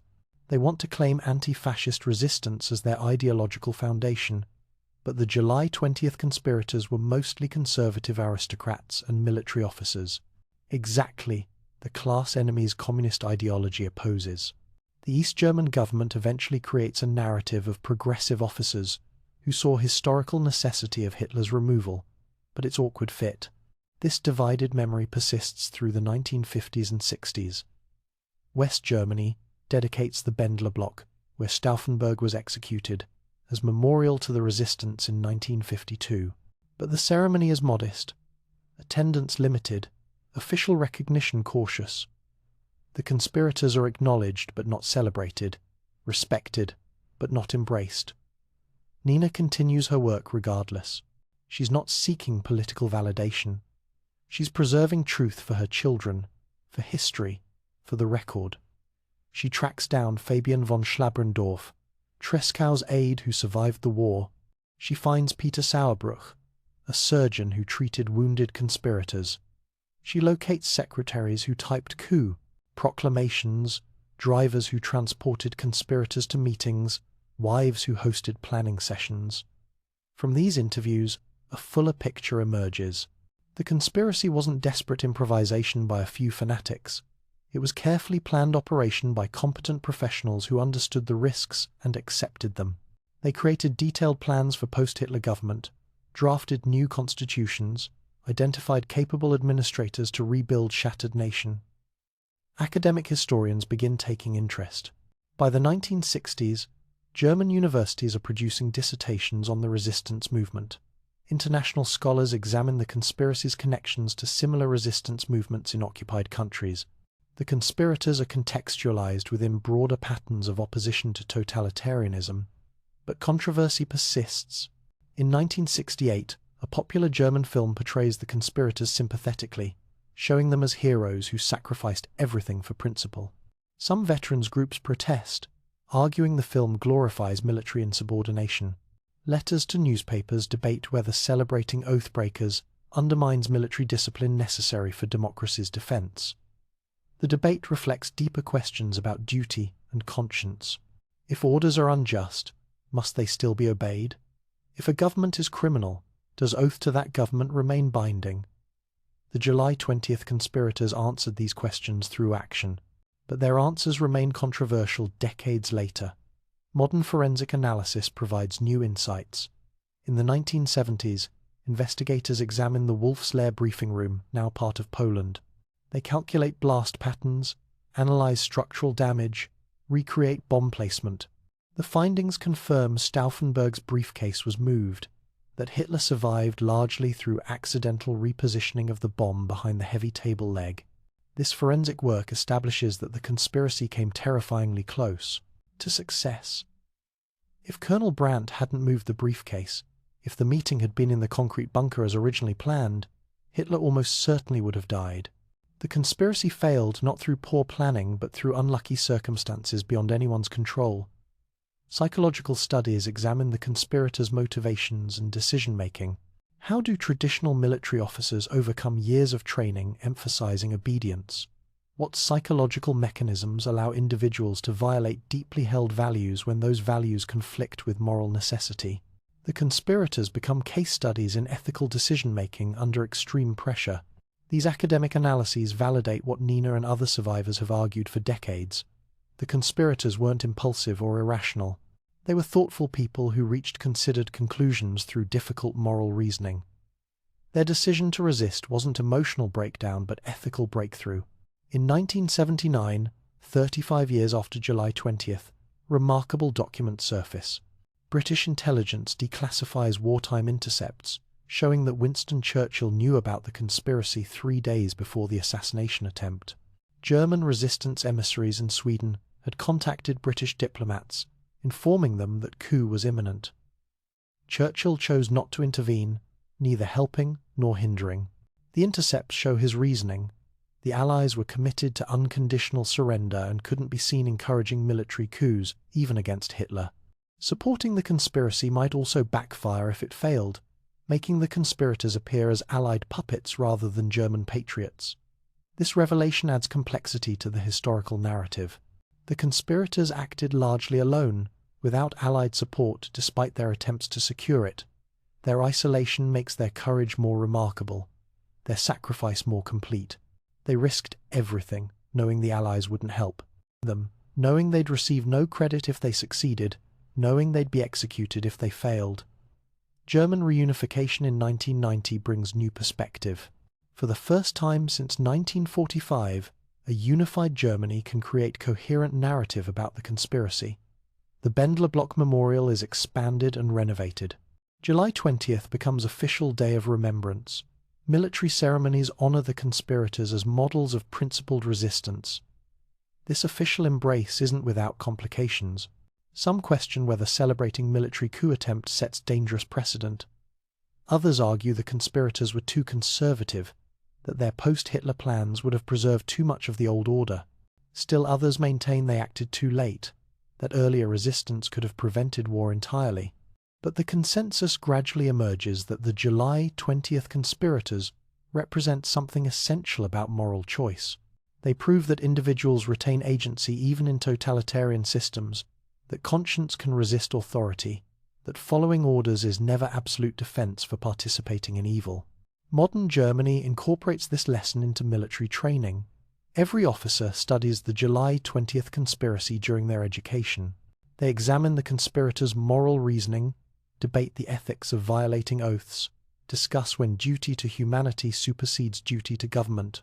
The conspiracy becomes foundational case study in military ethics. International recognition follows. In 1994, on the 50th anniversary of July 20th, ceremonies occur across Europe. German, British, French, American officials gather at the Bendler Block. They acknowledge the conspirators' courage, their moral witness, their contribution to understanding resistance against tyranny. Nina von Stauffenberg attends these ceremonies, now in her 80s.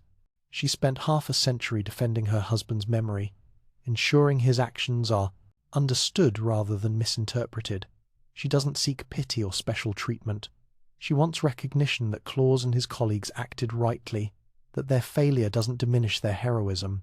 She dies in 1996, having witnessed her husband's transformation from condemned traitor to honored patriot. The journey took 52 years, required endless advocacy, faced persistent resistance, but she succeeded. Claus von Stauffenberg is now universally recognized in Germany as hero, his name synonymous with principled resistance. The conspiracy's documentation continues expanding. Survivors' memoirs appear, providing first-hand accounts. Family archives open, revealing personal letters and journals. East German files become accessible after reunification, showing how communist authorities struggled to incorporate conservative military resistors into socialist narratives. By the 21st century, the July 20th conspiracy has extensive historiography. Dozens of books, hundreds of articles, multiple documentaries examine every aspect: military planning, ethical considerations, international connections, family consequences. The conspirators are studied in military academies worldwide as examples of courage and moral clarity, but perhaps the most important preservation of memory occurs quietly in annual ceremonies at the Bendler block. Every July 20th, German military officers gather in the courtyard where Stauffenberg was executed. They stand in silence, contemplating what it means to serve with conscience, to recognize limits of obedience, to understand that some orders must be refused. An empty chair sits in the courtyard during these ceremonies, representing all who died resisting tyranny. Its simple symbol but profound. Absence made present, sacrifice made visible, memory preserved through acknowledgement. The July 20th conspirators failed to kill Hitler, failed to launch successful coup, failed to save Germany from catastrophic defeat. But they succeeded in creating something perhaps more lasting. Proof that resistance was possible, that conscience could stand against totalitarian power, that individual human beings could choose differently, even when choosing meant certain death. That proof, documented in monastery papers and survivor testimony and forensic analysis and official recognition, ensures their memory endures. The conspiracy's legacy isn't military victory, it's moral witness, preserved across generations, inspiring all who face similar choices between obedience and conscience. On a crisp morning in Berlin, a young lieutenant stands in the Bendler block courtyard, where Claus von Stauffenberg was executed 70 years earlier. She's 24 years old, 3 months into her military service, and she's here for mandatory training on the July 20th conspiracy. Around her stand 50 other junior officers, all learning the same lesson, that obedience has limits, that conscience matters, that illegal orders must be refused. The instructor, a colonel with 30 years of service, speaks quietly but with absolute conviction. You will face moments, he tells them, when duty to humanity conflicts with duty to authority. The officers we commemorate here made that choice. They knew the price and paid it. You must understand why they chose as they did, because someday you may face similar decisions. This isn't abstract philosophy. This is practical military ethics, taught to every German officer as foundational principle. The July 20th conspiracy has become the German military's moral compass, the standard against which all other choices are measured. When young officers ask, "Must I obey?" the answer begins here, in this courtyard, with these dead conspirators. The transformation is remarkable. In 1944, these men were condemned traitors, executed in disgrace, their families persecuted. Today, they're honored as patriots, their example taught. In military academies, their sacrifice commemorated annually. How did convicted oath-breakers become models of military virtue? The answer lies in evolving understanding of duty itself. Traditional military doctrine emphasized absolute obedience. Orders flow down the chain of command and must be executed without question. This system works when authorities are legitimate and orders are lawful. But Nazi Germany proved that unquestioning obedience enables atrocity, that following orders can mean participating in genocide. The July 20th conspirators demonstrated that duty to humanity supersedes duty to regime, that conscience must sometimes override command, that individuals remain morally responsible for their actions even when following orders. These principles, purchased with their blood, now form foundation of modern military ethics. Germany has codified this into law. The German Basic Law, the constitution adopted in 1949, includes provisions stating that no one can be compelled to follow orders that violate human dignity or international law. Military regulations explicitly require soldiers to refuse illegal commands. Officers who follow obviously criminal orders face prosecution, not protection. This represents a fundamental shift in military culture. For centuries, armies operated on premise that soldiers execute orders, period. Questions and moral judgments were for commanders, not subordinates. The July 20th conspiracy proved this model inadequate. Even subordinates must exercise moral judgment, must recognize when orders cross into criminality, and must possess courage to refuse. But implementing this principle creates practical dilemmas. How does a junior officer determine when an order is illegal? What if the illegality isn't obvious? What if superiors insist the order is necessary, lawful, proper? The conspirators faced these questions in extremis.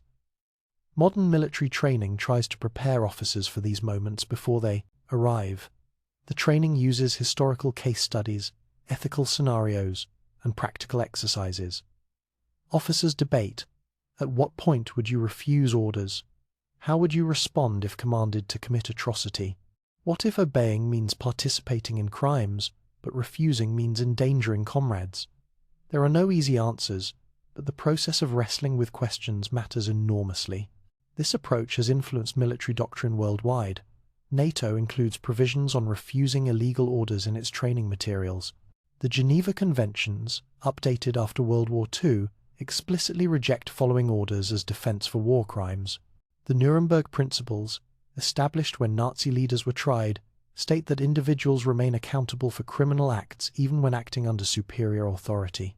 These legal frameworks trace directly to lessons of Nazi Germany and the July 20th conspiracy.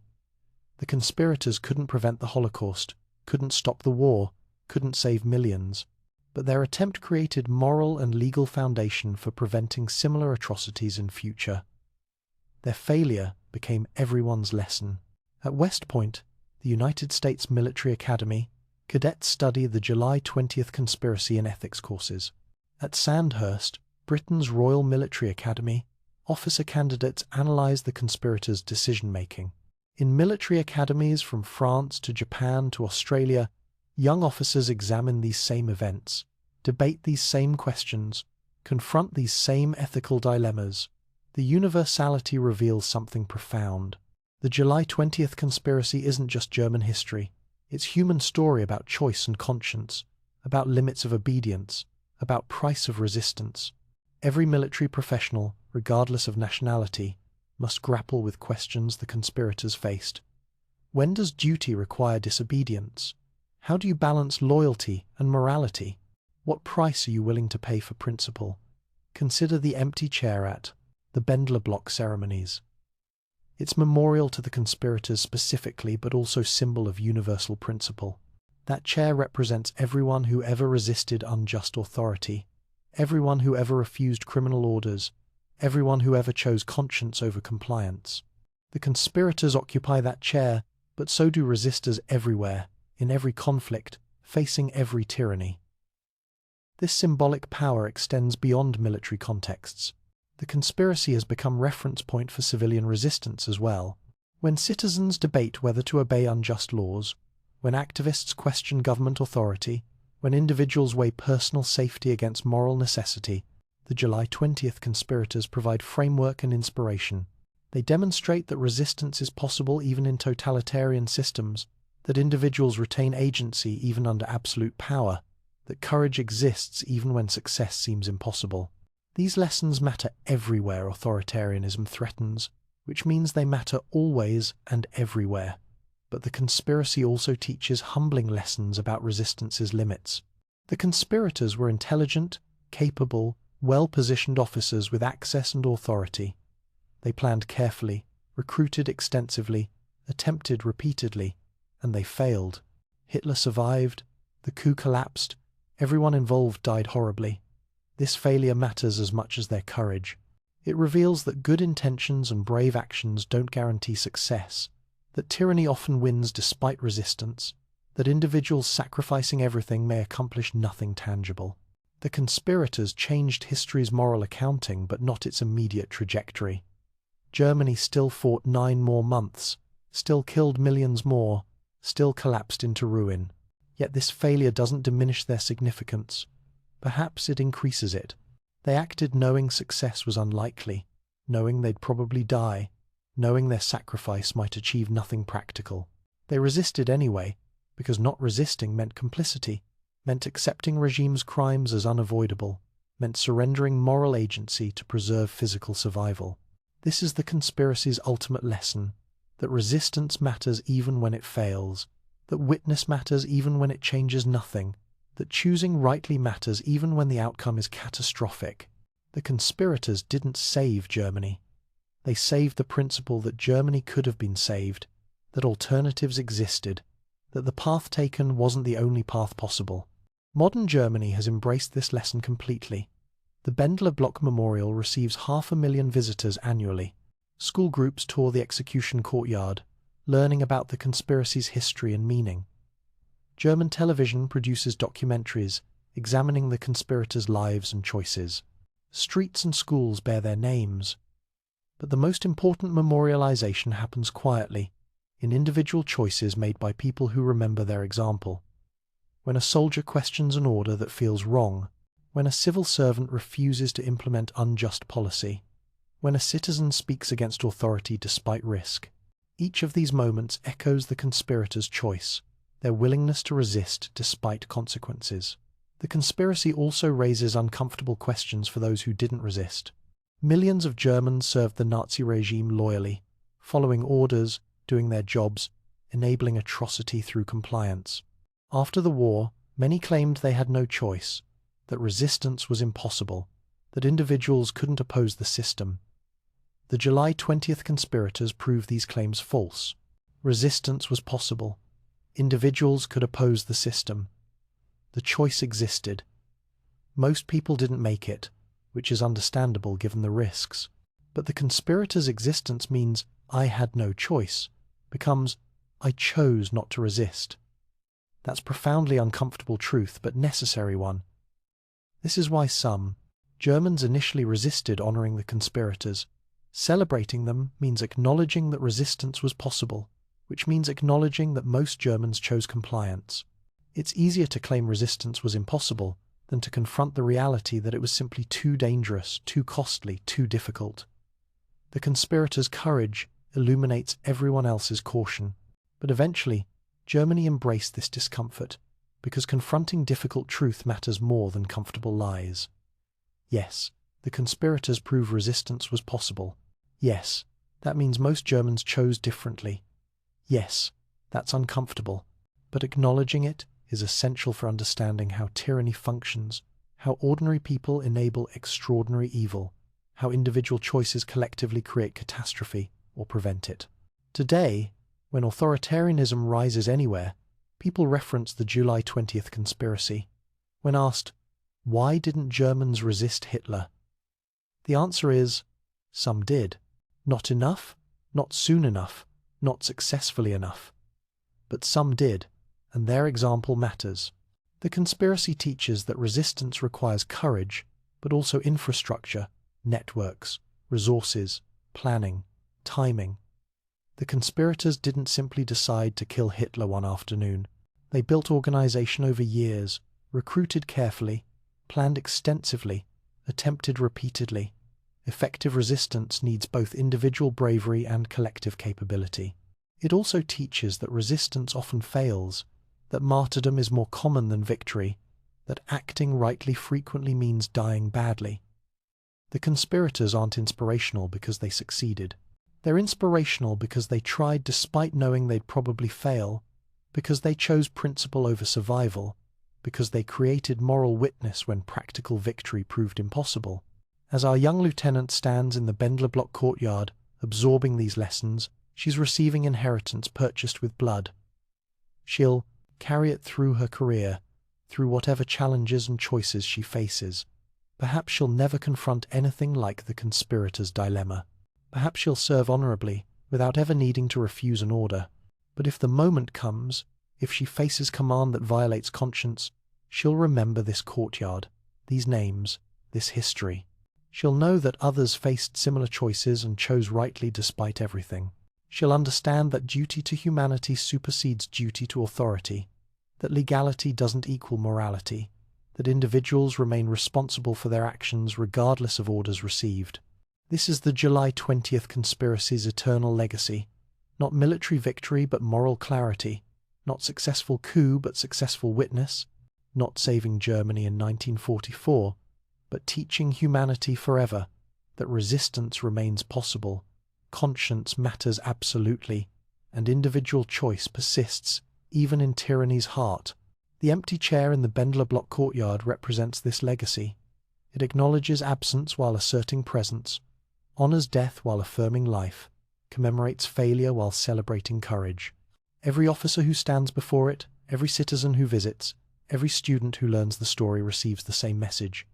You have choices, conscience matters, resistance is possible. 7 men and hundreds of their colleagues chose resistance when resistance meant death. They failed to kill Hitler, failed to launch successful coup, failed to save Germany from catastrophe. But they succeeded in proving that choice existed, that principles mattered more than survival, that individuals could stand against totalitarian power, even knowing they'd be crushed. That proof, carved into history with their lives, echoes through every military oath, every international law, every individual moment when someone must choose between obedience and conscience. The conspirators died 80 years ago, executed in disgrace, condemned as traitors.